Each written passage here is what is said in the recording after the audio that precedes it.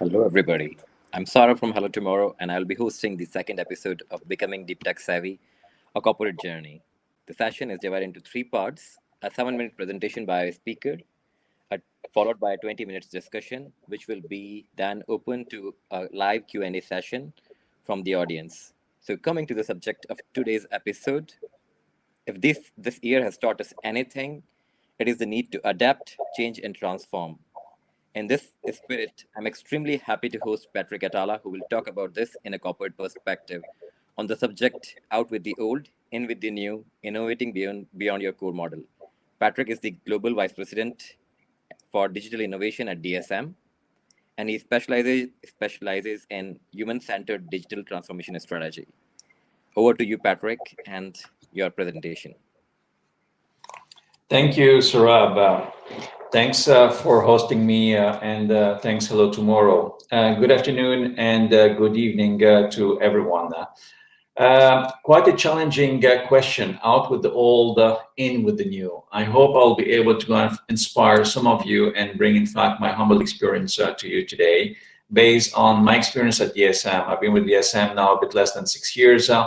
I've started the digital transformation journey next to our CDO, Peter Dew, back in 2016. Have led the data analytics Center of Excellence for 2 years.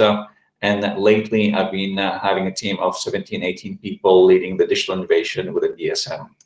Now, I think that it is not a surprise to anyone in this call that we have a growing global population.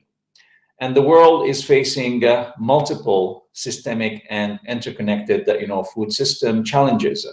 These challenges that are impacting our health, our well-being, and therefore impacting, people, animals, and of course, the planet. Now, if you look a bit more closer to those challenges, what are those? We're still kind of like seeing lots of people suffering from hunger or malnutrition. We see kind of like still lots of obesity in many of our countries. We see lots of young generation and kids with deficiencies of vitamins and minerals. And with the COVID pandemic that we just lived, we saw that how much immunity is important for the health of people. Now, the climate is changing, and the climate is not helping our planet. The emissions from livestock is continuing to increase. We have a loss of biodiversity, ecosystem loss of lands in the land as well, and in the ocean. And when it comes to livelihoods, there's still lots of people that are lacking, basic needs, such as food, healthcare, education. And when we look at farmers, there's a lot that are still not able to generate a fair and stable income, in their value chain. Now, is there an opportunity for that?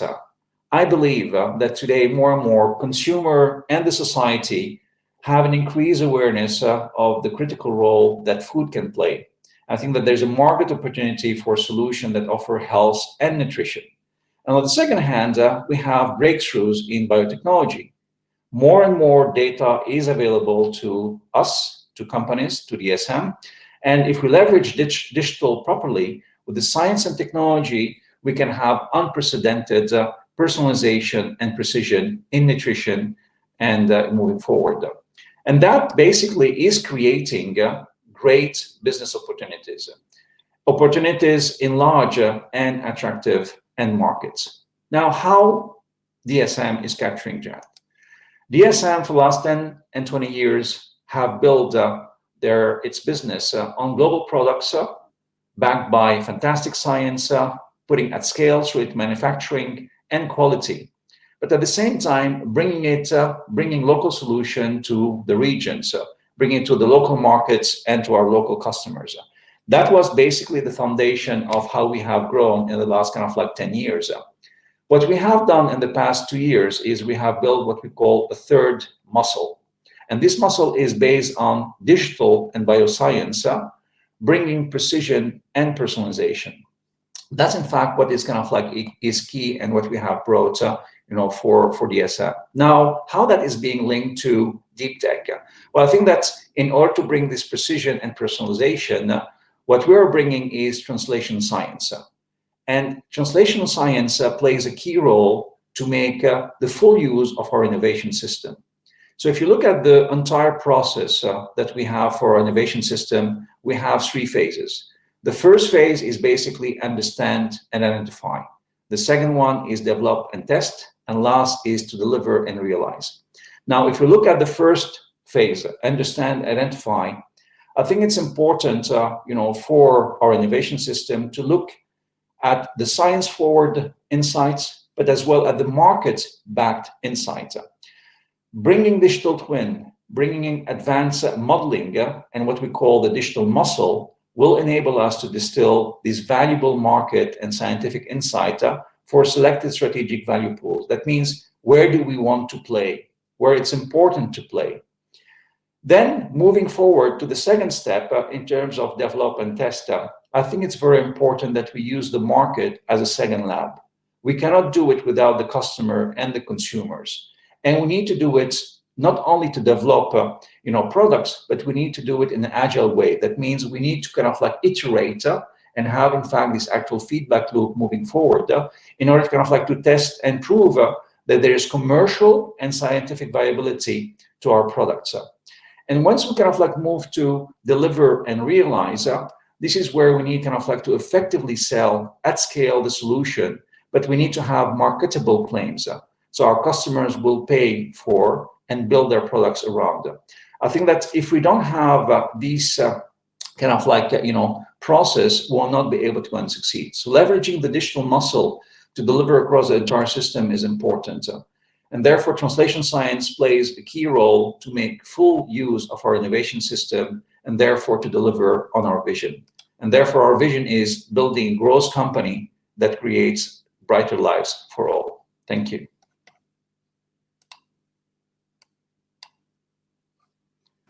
Thank you, Patrick. Um, I would go a step back basically and talk to my audience, saying that okay, in this series, becoming deep tech savvy, a corporate journey, we normally talk about how science and translation science and deep tech particularly particularly help corporates transform their journey, and this is why we have the perfect speaker here, Patrick. So if you have questions, feel free to ask them in the question tab question tab, and Chloe can direct you there basically. um, Feel free to interact in the chat option in Livestorm. And with this, I get back to you, Patrick, and I ask you a very cliche question, depending on the subject today: out with the old, in with the new, innovating beyond your core model. First, thank you for the presentation. So, why is it particularly hard for corporates to move away from their legacy business? Well, Saurabh, I guess that I will say culture and mindset. And why culture and mindset? In legacy businesses, we have several key challenges. Collaboration is one of them. And this is not easy for scientists to collaborate. Scientists, if I'm not wrong, they are trained to keep their innovation secret. They keep it to themselves because of patents and intellectual property. So this is in fact one. The second aspect in cultural mindset is, you need to bring the voice of the customer. And the voice of the customer is not really built in the DNA of companies that have a B2B approach or B2B focus, like, for example, you have FMCG or B2C companies. And last but not least, I think that digital as a strategic driver versus an enabler. That means it's very important to go and talk about digital as a strategic driver, where most of the people thought digital as an enabler. Let me digitize that process, or let me kind of like bring CRM. That is not transformation. And therefore, for you to become a strategic driver and therefore to move to a journey of transformation, that's in fact digital is very important. But you need to have the culture and the mindset to be able to go and be ready and for it to happen. So that means, to move away from legacy business and become kind of like ready for tomorrow, if you don't put first the culture and the mindset, you will not be able to kind of like to succeed. Patrick, I'm just gonna dig a bit deeper into what you just said. You talked about a strategic driver. What can you put this into context? What do you mean by it a bit in detail? Well, in order for kind of like company to be able to disrupt a bit their business, and still continue to explore the legacy, what you need to do is you need to do two things. First, you need to explore to start. Then you need to be courageous. So explore is a good way, for you to validate your assumptions. So you need a combination of doing it yourself, like kind of like building a POC or proof of concept, building an MVP, having in fact an innovation lab or a digital lab. That is in fact is important. But you need to have as well in combination of that in order to go and accelerate, your digital know-how and your exploration. You need to have venturing, is to be able to go and tap into kind of like the startup that have dedication on a certain kind of like topic. And therefore, and making sure that in all these steps, you have the customer at the center of the journey. So exploring to start is important for you to be able to disrupt, and therefore, to be able to kind of like still explore the legacy. The second point is courageous. You need to be courageous because you need to be able to bring scientists, lab experts, marketeers, sales, and digital teams together. That normally doesn't happen. And it's not because you're going to kind of like do just a meeting that's going to happen. You need to be courageous of bringing it together and working and collaborating in what we call agile way of working. I think it's a key for success. Why?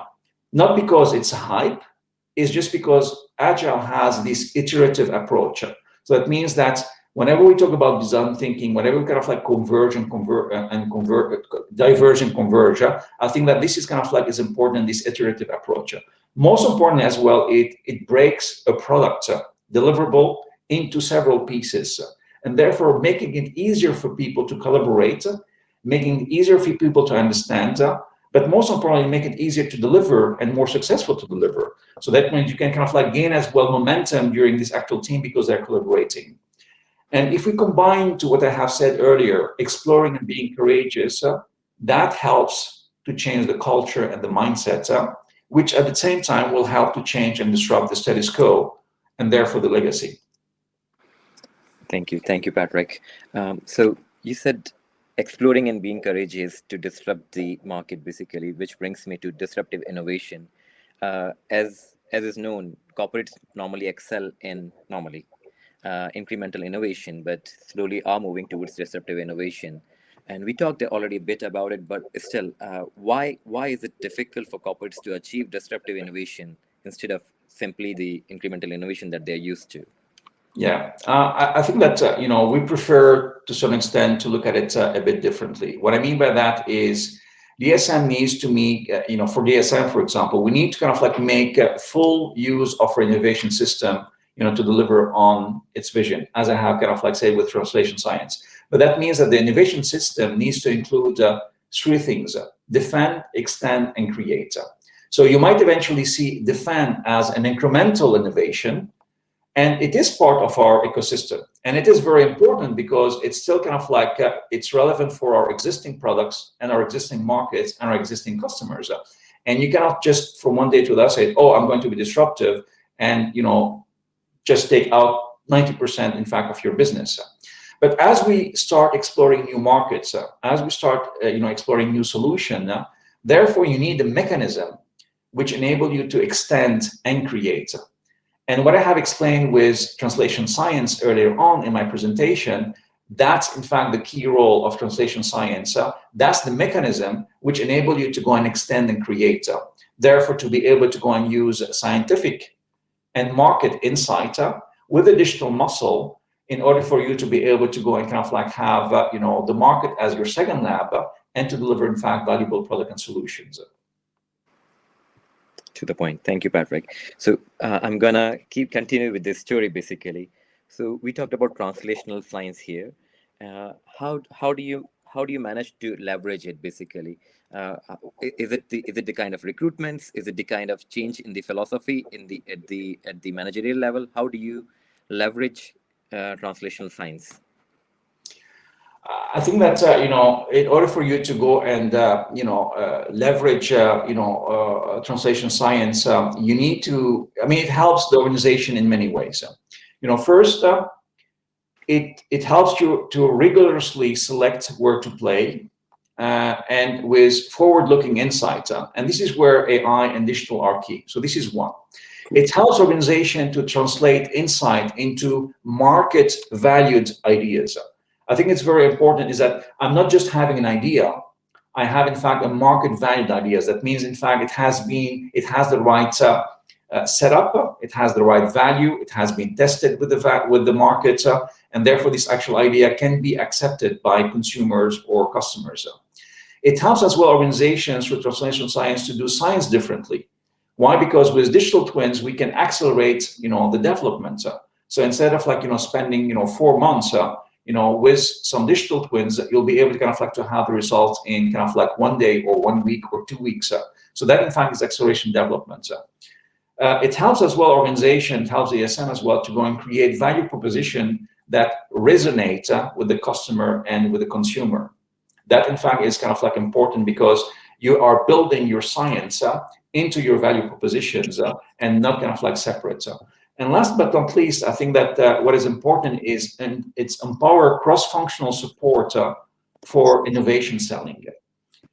Salespeople in the sales force need to be fully integrated into this, translational science process and innovation system that in fact we're building. Thank you, Patrick. I'm just going to address the audience once. So, can you guys hear me? Chloe, can you? Okay, perfect. So, Duncan, I think it's a problem with your computer or something, or can? Oh, okay. So everybody can hear me. Thank you. Okay. So, getting back to you, Patrick, over the thing that we were just talking about, and I would like to understand how does ecosystem play a role in all of it, because translational science is a very separate subject. Innovation, on the other hand, is in between business and academia, and business is again a separate pillar. How do you bring it all together? What is the role of ecosystem in bringing all of this together towards the disruptive innovation? That's kind of a very good question. I think that for you to succeed, you will not be able to go and do it alone. You need to kind of do it into an ecosystem. You need kind of to bring the whole value chain and value network into it. So let me take an example, which is basically personalized nutrition. When you look at personalized nutrition, as a sake of example, we are very good, at DSM in health advice because we have lots of science. We're very good in terms of bringing the ingredients, and potentially we are very good at bringing nutritional solutions. But that is not enough for us to be able to go and succeed. To succeed, we need to look at other areas of this actual ecosystem.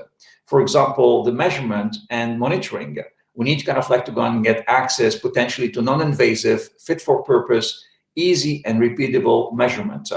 So today everyone has potentially an iWatch or a Fitbit, or kind of we have blood samples that in fact are digitized, or we have in fact our DNA kind of being taken. How can we have access to this actual measurement and monitoring of ourselves? The second part is the data analyst. The data analytics and recommendation engine, is very important. It's a flexible, science-based, data-driven engine, like Intel Inside. Can we bring that forward into our ecosystem? How can we bring that, to us? Then what we need to do is we need to kind of be able to deliver personalized format. So therefore is to be able to offer a range of, soft gels, tablets, drinks, shots, what have you, because you have different type of population. Kids will probably love gummies. Older people, because probably of their teeth, might probably kind of be better with a shot. So you have, in fact, a different range and different kind of flavors. Markets and regions, as we say, local solutions are very important, for us, because whatever, in fact, is acceptable in China might not be acceptable in Brazil or probably in France. So that itself is important. And fourth, so measurement and monitoring, data analytics recommendation engine, personalized delivery formats, and last is the channels. We need to be able to get access to the consumer and their data with a feedback loop on advice efficacy. So if you look at these kind of ecosystem, it has different components, and not one of them have access to it. So you need to have APIs to be able to go and collect all this different data. You need to be able to have manufacturing suppliers who will be able to go and give you personalized formats. You'll need to be able to have supply chain to be able to deliver it. You might eventually have marketplaces to be able to get access to consumers, like for example in China or elsewhere. So that ecosystem becomes very important, for us to deliver on our translation science and therefore on our vision, which is personalized nutrition, as a sake of example. Thank you, Patrick. I think I also understand a bit better what you meant by digital as a strategic driver now. I see the point now. Um, I have still a lot of questions from my side, but I'm going to take a few of the questions from the audience because I can see that the audience questions are piling up and I would like to address some of them. So let's address the question from Chris Faro. Where does the digital muscle come from? If it is internal, how do you foster it and internalize it? How about the capability to generate new ideas and develop test them? Actually, I like the question very much. Yeah. It's Patrick. not a question, it's three questions, but I think where the digital muscle come, I think that this is basically because more and more we started our digital transformation journey where digital was more as an enabler. Therefore, you digitize processes, you bring in fact digital component here and there in the organization. But slowly but surely, when you look at that digital can become a strategic driver then rather than just an enabler. The example that I just gave with the personalized nutrition, the example that we're doing in with Verax, where basically we bring a blood sample from chicken, and through an algorithm we'll be able to go and kind of like tell the farmer which chicken kind of like needs to have better ingredients, or better kind of like care than others. So you are bringing personalization and precision through the digital. That becomes very, very powerful because you're going from just an ingredient to kind of like delivering a service or delivering a solution. And therefore, this digital muscle kind of like came as, yes, it's a wake-up call for us. It's exponential growth that in fact is enable DSM to go to the next phase of its development. And when we focus on nutrition, on health through nutrition, that is in bioscience. This is where we think that digital is becoming very important. So how do we build the capability? The capability are being built on threefold. First, you need to build the capability within our data science. And therefore, the data science capability is important. We have at DSM anything between 50 and 70 data scientists, which is for the size of DSM is quite good and quite reasonable. And we'll continue to kind of like to embed data scientists within the business. So where initially they were in the R&D and in the innovation centers, they are now kind of like much more embedded within the business. And that brings that capability, that brings this actual translation or data translation or analytic translation to the business, which is kind of like is important. And they're not bringing just the mathematical capability, they're bringing as well the subject matter expertise in nutrition. So that combination of both will kind of like give us this uniqueness, moving forward. So that's one is the data scientist. The second one is as much as possible, this digital muscle needs to go and have venturing and acquisition. And as I said, remember I said earlier on that you need to go and learn by doing and at the same venturing. That's the process that we have followed, into our ecosystem for personalized nutrition. It started about 2-3 years ago.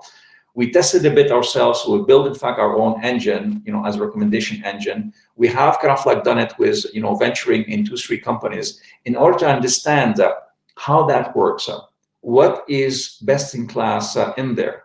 What does it mean to have an algorithm that, in fact, is really, really kind of like good compared just, they tell you they have, in fact, a good algorithm, but basically it's a good classification, tree. And based on that that's where you kind of like says, okay, we have gained that understanding, we have gained that capability, and this is where you can start acquiring, startups or businesses that have built that know-how, that knowledge, in order for you to go and accelerate. That's in fact is the second kind of like thing that we have done in terms of building the digital muscles. Last but not least, I think that what we have done with hologram science, we have done a spin-off. That means we have put at the edge of the organization 100 million backed up company that is in fact is building this actual personalized nutrition ecosystem, for DSM moving forward, but without to have the complexity of the ERP system that we have, the complexity of the performance reviews that we have, the complexity of the legacy that you talked about earlier on, Sarab. And therefore, in order for us to be able to go and succeed, but having this agility that in fact we want. So that in fact is the combination of this three aspect of digital muscle. Thank you, Patrick. I think Chris, he answered your question really, really to the point. But Patrick, you also answered my one of my questions, which was pertaining to internal versus external innovation and how there has been a spin-off which is more agile, which can work outside the boundaries or outside the constraints of a corporate, basically. So thank you again for that. What I'm gonna do is I'm gonna take questions related to market, and then I'm gonna come to questions related to innovation, so that we diversify a bit. So my next question is from Christina. To what extent do you extend and create in existing markets not monopolized yet versus future markets do not exist yet, but they are foreseeable in the future? I think that we do both. We do both. For the future market, basically, we ask ourselves, how might we? So, in a sense that we know that sugar is an important element. Sugar reduction is an important element. So it starts with how might we, bring less sugar, in our food every day, and therefore from there you kind of like, go backwards. And this is where translation science and our new approach in how we kind of like, tackle these type of topics is important. Where before we'll kind of like take these questions and go into a lab and try kind of like to say, okay, well, stevia will do the work, or will kind of like something else kind of like will work. But we will not look at all the different other components. And sugar reduction is a good example. Why? Because if you take out sugar and you replace it with something else, you forget different other aspect, like, is the taste. You have in fact a different taste if you put, for example, a different ingredients.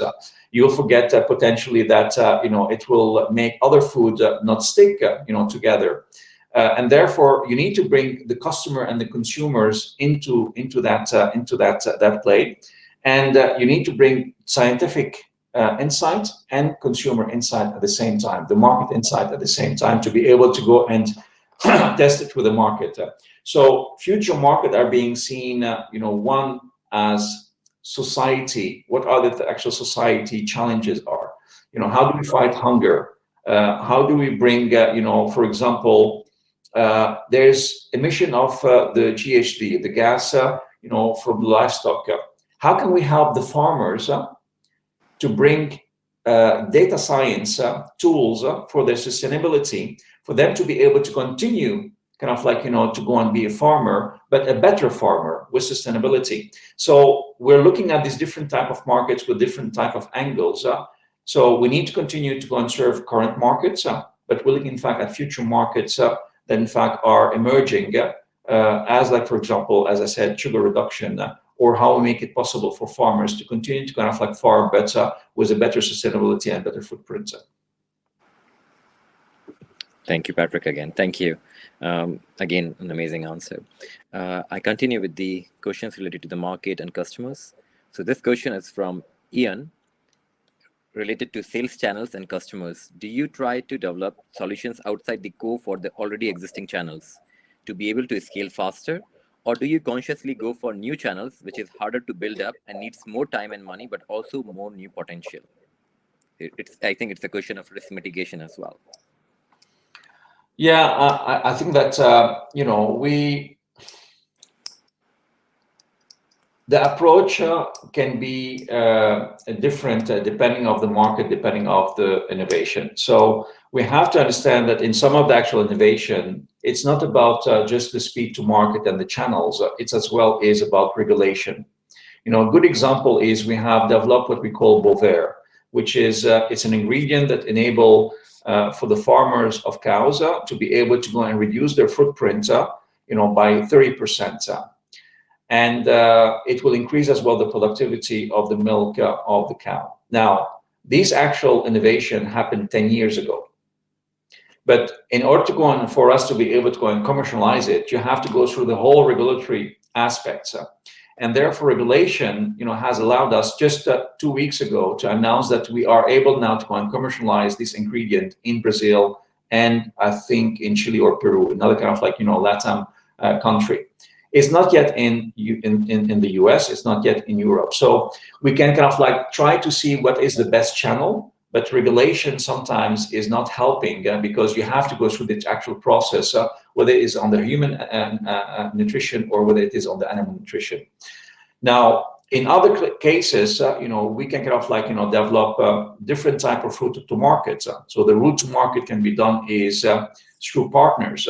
The route to market can be done through, acquisitions. The route to market could be through, I said partnerships earlier on, or it could be through marketplaces or combination of. So for example, in Brazil, we're looking at, developing marketplaces, but as well with, two other partners, in order not to kind of like come as, just DSM, but to have in fact a complementary kind of like offering, to the markets, because you need to bring a solid value proposition. So there's no one solution fits all.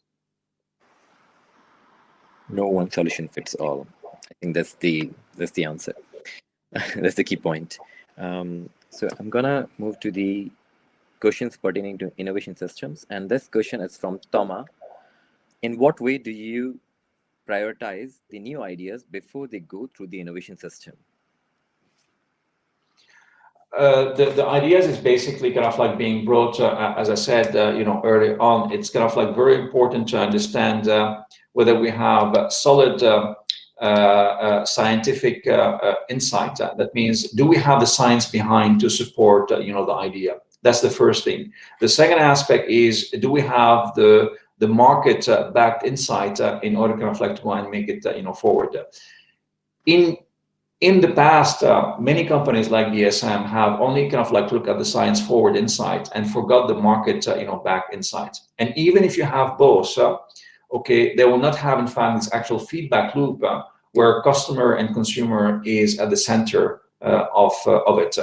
So that's in fact is where we start. So the idea and the prioritization is being done on science forward insight, market-based insight.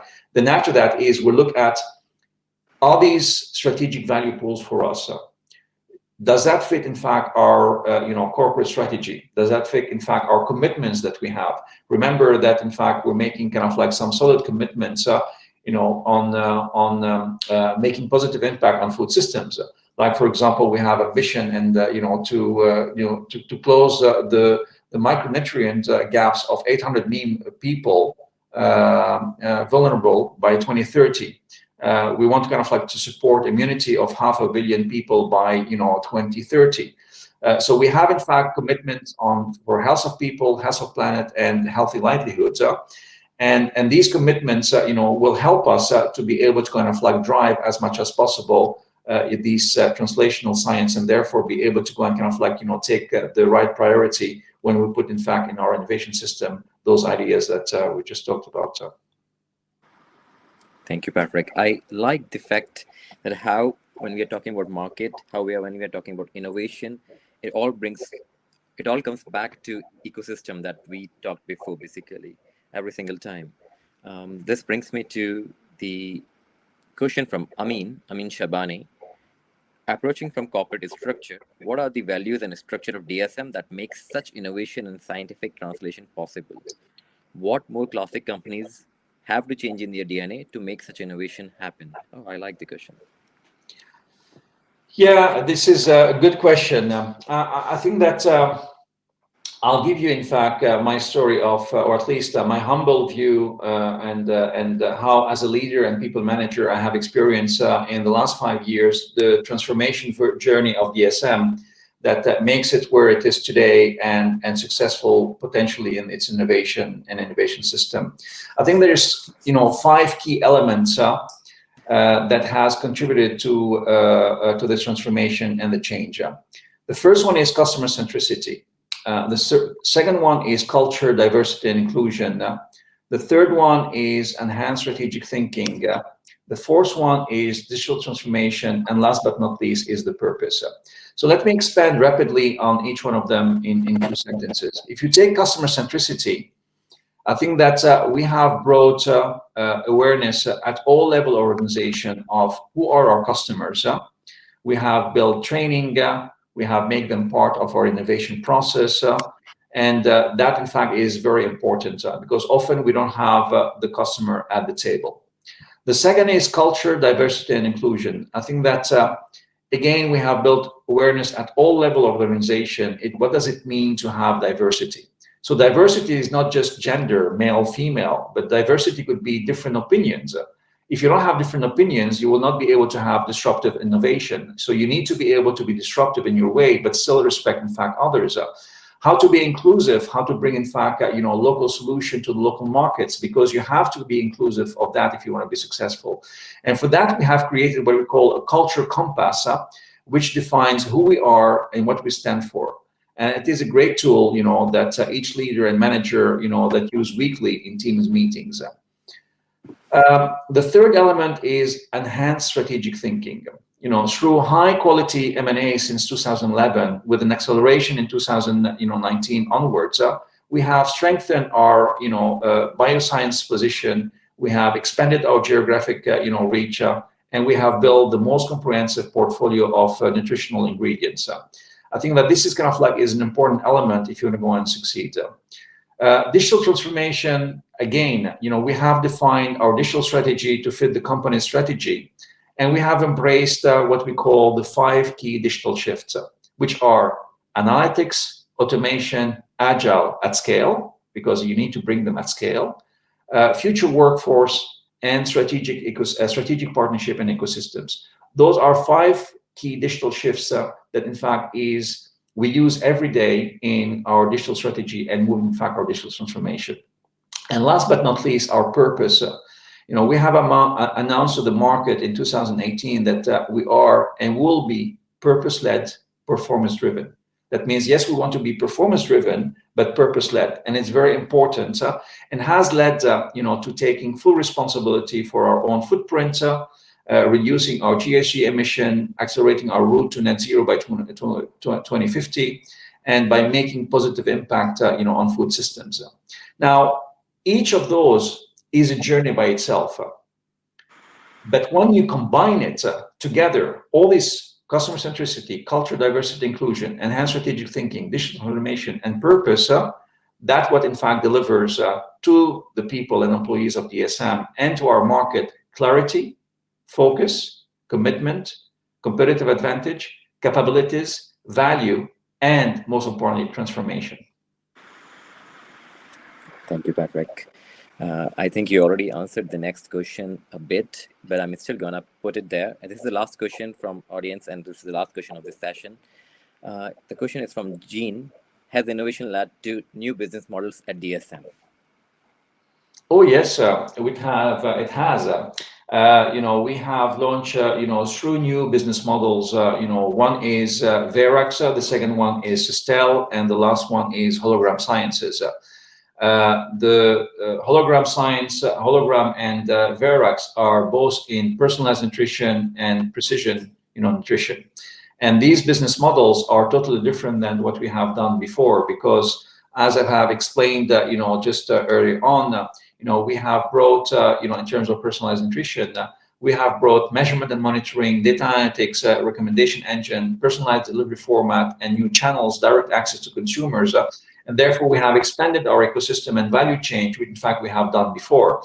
And the business model where initially we use our ingredients to deliver health advice or nutritional solutions, now we can deliver a full recommendation engine to moms or to pre-diabetic or to chronic diseases, patients, or to how to go and age well for the aging population. So we have, personalized nutrition advice, and Hologram Sciences, have developed, consumer or direct-to-consumer products, which will enable us to put on top of it services that you can find through mobile phones and what have you. So this actual new business model has changed dramatically, in fact, the way we do it. That means instead of selling just tons or kilos of ingredients with science-backed innovation, we are now building services and solutions on top of it, which are very much built on this actual digital muscle I was talking about earlier on.